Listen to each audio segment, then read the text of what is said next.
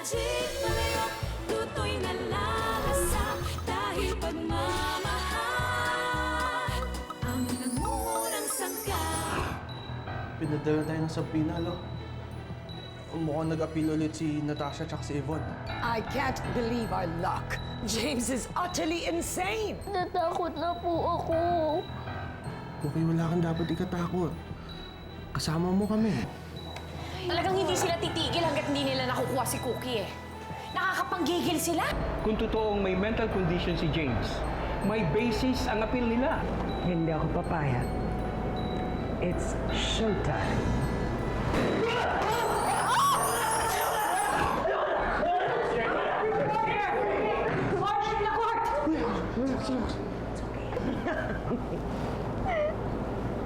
Kamusta na po yung pakiramdam niyo? Maayos ang pakiramdam ko, wala akong problema. Sino ka ba? Ba't ayaw niyo akong paalisin dito? Sir, I'm sorry po. Dahil po sa inasal niyo kanina sa korte, magkakaroon po ka ng full psychological evaluation. Ano? Wala akong problema, ha? Dok, hindi na kailangan yun. Maayos ang anak ko. Pero ma'am, hindi po yan lumalabas sa medical examination namin. Asan si Cookie, ma? No, andyan siya. Kailangan ako ng anak ko. Huwag niyo akong pipigilan. James! James! James, sandali! Those balloons were a touch of brilliance, if I may say so myself. You may say so. I am brilliant. Did you see yung reaction sa mukha ni James kanina? Ay, come on. Siguro naman ngayon, yung mga hindi naniniwala na sira ulo siya, convinced na. My goodness. No judge in her right mind would give Cookie to James for 1 minute. So I guess, nagtagumpay na naman ang plano natin. Of course. Before you know it, nasa atin na uli si Cookie at ang kanyang pera. At hindi na nila mababawi sa atin. Ever. Tito Jude, ano yung nangyayari? Saan nila dadalhin si Papa? Ikukulong po ba siya? Hindi, Cookie. Hindi siya ikukulong. Dinala lang siya sa doktor para makasiguro sila na maayos nga yung kalagayan niya. Tito Jude, pagtapos bumanon, aalis na tayo. Uuwi na tayo. Tito Jude, ayoko na po dito. Cookie, hindi kasi ganun kadali yun eh. Hindi pa tayo tapos makipag-usap sa judge. Kaya pagkatapos nilang i-check up yung papa mo, kailangan pa natin bumalik sa loob. Tito Jude, paano kung sabihin nila na kailangan ko sumama kay na Auntie Yvonne?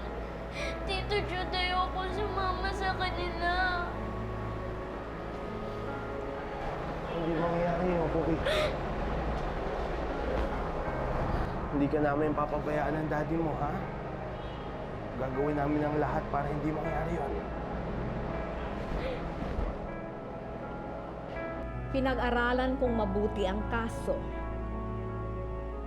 Hiniling ko rin ang opinyon ng doktor na tumingin kay James. May desisyon na ako. All rise.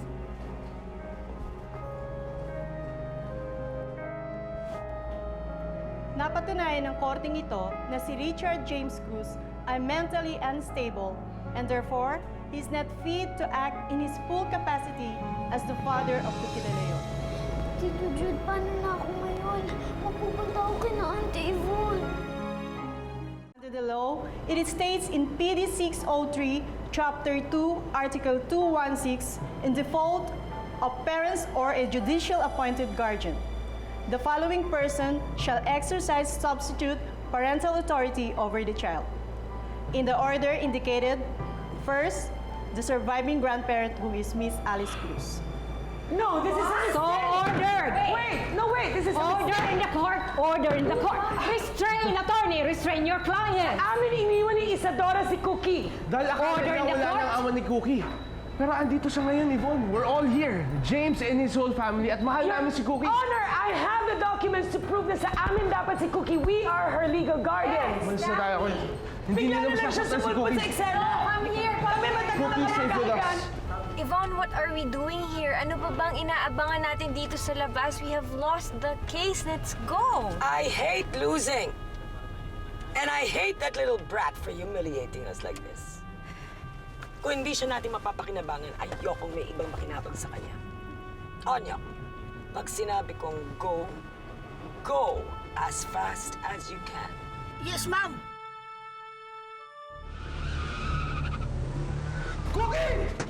Tito Jude! Tito Jude! Ah, Tito Jude! Papa!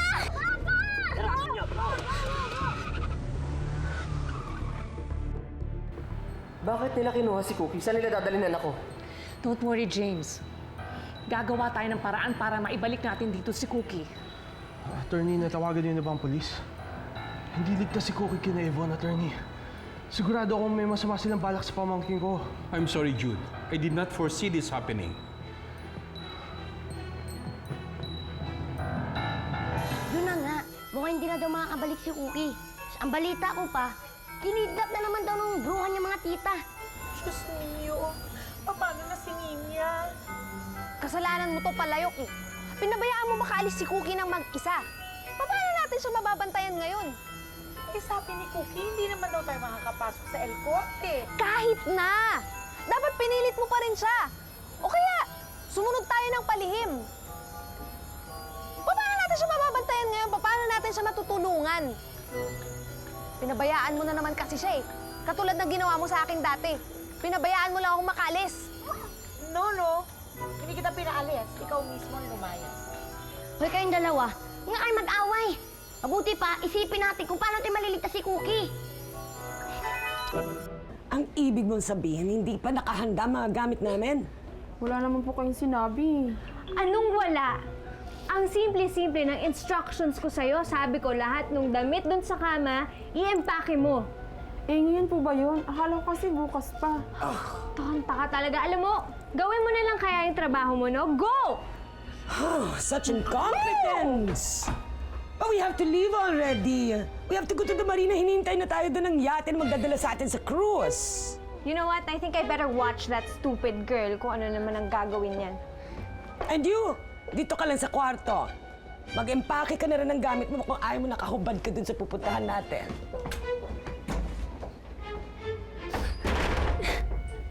Itong sa'yo! Pinabayaan mo si Cookie, kasalanan na tuloy! Wala tayong inaalagaan niya!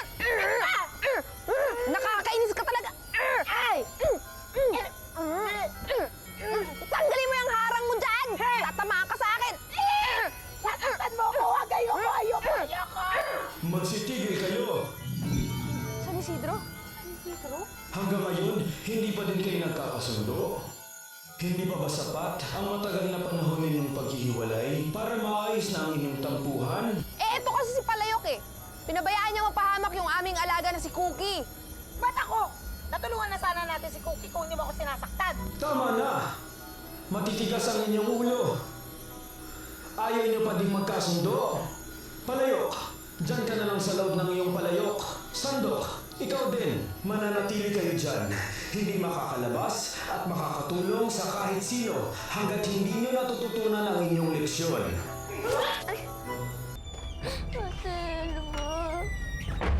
Ate Elma, ayoko sumama sa kanila sa Cebu. Cookie, sorry, hindi kita mapapatakas. Baka kasi mapahamak ako. Pero ginulo ko yung gamit nila. Sigurado kung matatagalan pa yun bago maayos yung mga yun. Ate Elma, sige na. Umanap ka na ng tulong. Kapag dinala ni Nalia ako sa Cebu, sigurado hindi na ako makikita ni na Tito Jude at pati na rin ang papa ko. O sige, dito ka na muna. Hanap ako ng tutulong sa'yo. Kaya huwag ka na umiyak, ha? Ano? Ilalayo nila si Cookie? Oo. Baliw talaga yung mga yun. Talaga, napakawala nilang mga puso. Ano pa hinihintay natin? Iligtas natin si Cookie! Hindi nila pwedeng gawin yun. Hindi nila pwedeng ilayo si Cookie. Eh, paano na pag ganun nangyari? Kaya kailangan bispresin natin, baka hindi natin siya maabutan. Tara. Eh, paano si James? Lo, baka delikado lang sa kondisyon niya eh. Mabuti pa, maiwan na lang kayo dito, Lo. Samahan niyo na lang siya, tsaka si Mami. Kami na lang bahala. Tara! Tara, sige, pauna ka na. Aliw, Sando, halika, bilisan nyo na. Sumama na kayo sa amin. Ano ba nangyari sa inyo? Labo naman ng mga ito.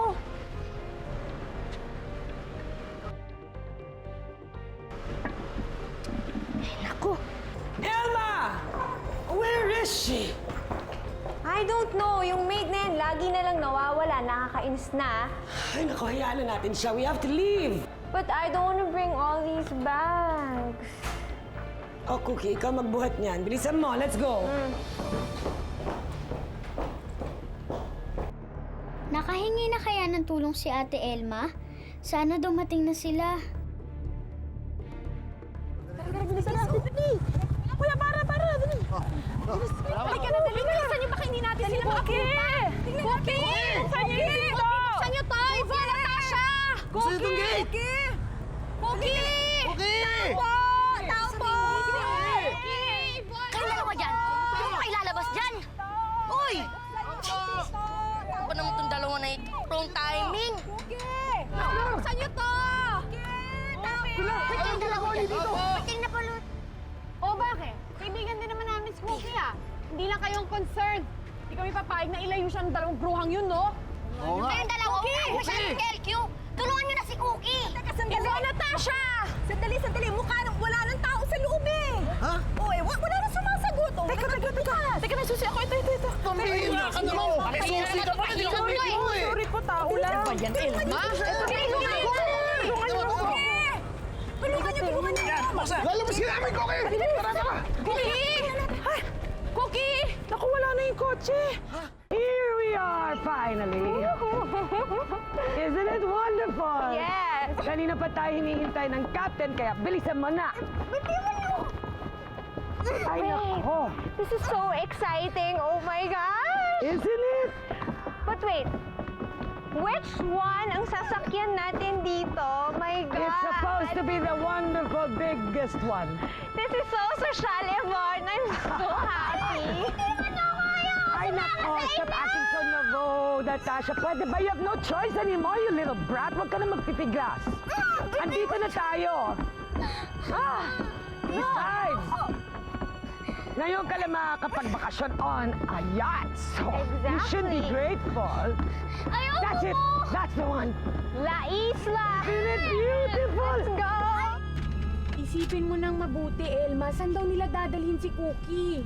Ang dinig ko, dadalhin daw nila sa Cebu. Naku, kung sa Cebu ang punta nila, siguradong airport ang tuloy nila ngayon. Hindi. Ano nakakasigurado? Pwede sumakay ng barko yun. Naku, hindi sasakay ng barko ang mga yun, ano? Mga sosyal kaya yun. Pero sabi nila, sa yate daw sila sasakay. Yate? Ibig sabihin nun, sa yacht club sila sasakay. Bilisan mo na, Jude. Bilisan mo na. Oo, ito na. Bilang na. Di ba kailangan mo mapasok? Di po, ayoko sumama sa inyo! Pues wala ka ng choice, so get in. Go. Ayoko pa! Pasok na! Ayaw! Ano ba? May problema ba, ho? Hindi, walang problema, guard. Ano lang yung pamangkin ko lang kasi natatakot siya sa yacht kasi nagkakaroon siya ng seasickness. Yeah, exactly. Yun, pero okay na kami. We're fine, actually. Hindi po, kinikita po nila ako! Oh, come on! You are such a joker! Alam mo, itong batang to, alam mo naman kung ano-anong sasabihin para lang hindi makaakyat. Puro excuse. Nagpa-practice lang siya kasi gusto niya maging drama actress. Baka naman may importante kayo gagawin, mga guard. Sige na, pabayaan niyo na po kami. kami. Sige. Walang problema. Alin ka na, tumahimik ka na kasi. Hoy! Natasha! We can't let her go! Wait! Ang daming yate. Paano natin mahanap si Cookie nito? Mabuti pa siguro maghiwa-hiwalay tayo. O sige. Doon kami nila, Elma. Taka na nanay mo, ha? Pilar. Sige. Tara, doon tayo. Ito kami! Halika dito. Ikaw talaga bata ka. Yan ang bagay sa'yo! Ulo mo!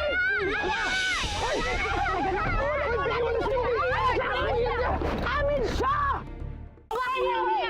Let me go! Sumama nga lang sa akin ang pamangkin ko dahil gusto ko siyang isama sa bakasyon. Ano ba kayo? Oo nga! Ano ba, Cookie? Bakit hindi mo kasi sabihin sa kanila na talagang gusto mo sumama? Huwag nga kayong magsinungaling. Sabihin mo. Kinidnap niyo yung bata. Sisinungaling pa kayo, eh. Kidnap? What are you talking about? Sinama ko siya because she deserves to be with us. Ganon! Para saktan, abusuhin at patayin?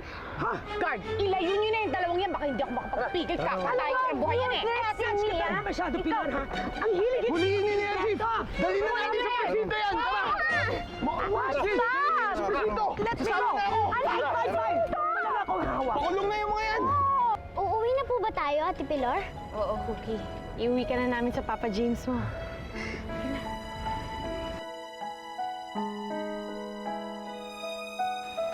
Alika, Jude. Ha? Upo ka muna. Salamat po. Sige, tawagin ko lang si Pilar, ha? Sige po. Pilar? Pilar, anak, may bisita ka.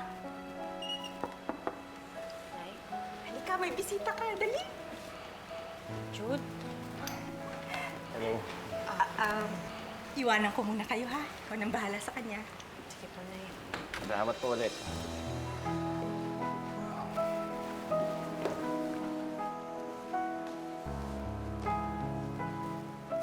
Pilar, nagpunta lang ako dito kasi gusto kong magpasalamat sa lahat ng mga nagawa niyo para kay Cookie.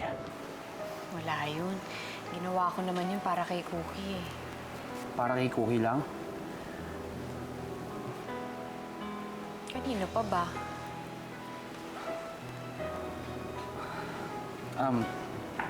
Nagpunta rin pala ako dito, Pilar, kasi alam ko may nasabi akong mga nakasakit sa'yo.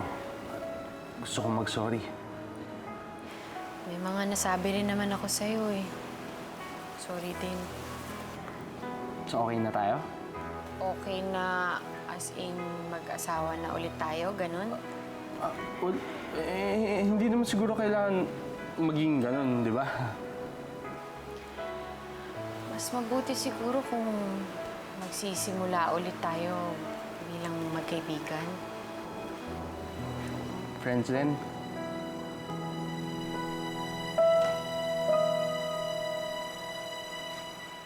Jude is suing us for what? Kidnapping. And to think that guy was even my business partner. Now he's really out to get us. You're still lucky dahil nakapag-bail pa kayo. Kung nagkataon, baka sa kulungan kayo natulog. Well, I don't want to talk about it anymore. It was so embarrassing. Ang gusto ko lang malaman ngayon, kung paano namin makukuha si Cookie ulit. Well, at the rate we're going, mukhang malabo na. You have just committed a crime. Now, tell me, sinong korte ngayon ang papabor sa inyong petisyon? We just need a powerful and influential person. Well, who are you thinking of? Sino kayang taong yun? Ha! I just came up with a brilliant idea. Tutal, ginagamit nila si James against us, right? And si James ang gamitin natin against them. I'll be honest with you, ma'am. Mukhang hindi gumagana yung binigay natin therapy and medication sa kanya. I suggest that we confine him to a mental institution. Palayok. Sandok. Bakit ayaw niyo magpakita? Hindi niyo na ba ako mahal? Parang may kalasa siya eh. Pareho siya nung niluluto ni Isadora.